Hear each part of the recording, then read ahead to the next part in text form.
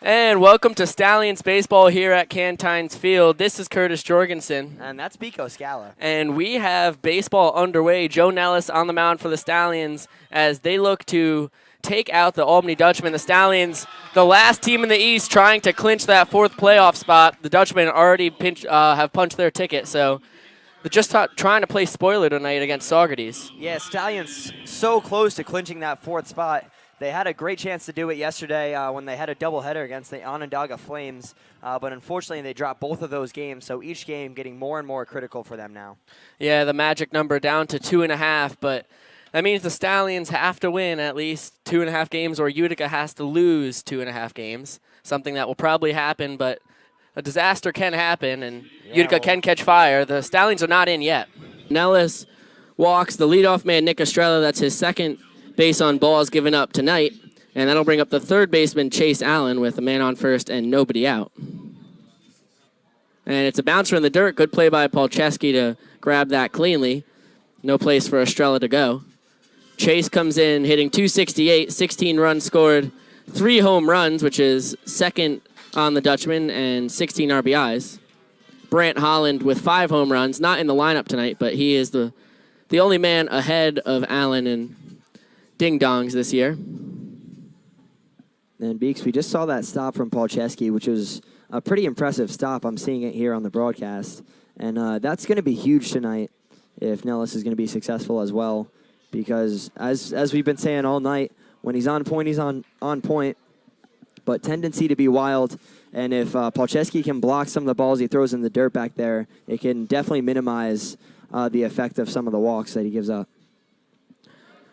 Estrella takes off, and it's a ball in the dirt. Polcheski no shot at him. That's Estrella's 13th steal of the year, breaking through the top 10 in the PGCBL. So it's not just Brad Knighting and Nick Gallo. You have Estrella with 13, and then Zach Durfee, who's not in the lineup, with 12 steals. That's part of what has contributed to the Dutchman putting up 98 steals on the year, which is second in the PGCBL, only one behind Amsterdam. And it's a 3-1 pitch. It's a bomb to deep right field. That ball could get out of here. It is going to be gone. A 2-run home run for Chase Allen, his 4th of the year. And just like that, the Dutchmen take a 2-0 lead here in the second. We're heading to the top of the third here at Cantine Field, and we're going to be joined by Syracuse Club baseball star center fielder Brandon Doss, who is a high school teammate of Jack Raybeck, who's mowing down the Stallions right now. And Doss, I mean, what was it like playing with a guy who's now in the PGCBL having success like this? I've played with Jack for as long as I've played baseball, and he's always been a talented player. Well, we got Brody back here. This is the first time I've seen him pitch this year, and he looks great out there. So. And what was he like playing before now? I mean, was he lights out in high school and in high travel? School and throughout when we were younger, he was always our center fielder. Me and him always play outfield together. Very talented hitter as well. But then at the end of high school, he became more focused on his pitching, and obviously it's taken off for him. He's having a great couple seasons at Bucknell. It's definitely great to see him out here in the summer on a perfect night, too. Nick Estrella, the second baseman, 0 for 0 on the night with a walk, steps into the plate and takes a called strike from Nellis. As we mentioned, Childers with great speed over on first. He's 6 for 6 on the year in stolen base attempts. Has yet to be thrown out. And he takes off and almost gets hit by a base hit into right. It's going to be fielded by Uttendorfer, and Childers will have to hold up at second. It was hit so hard that even though he was kind of doing a delayed steal on the play, he had to stay at second. So it's 2 singles, 2 hard-hit ground balls for Albany, and they've got first and second, no out for the man who is responsible for the first 2 runs of the game for Albany, Chase Allen, 1 for 1 on the day with the 2-run home run to right center field.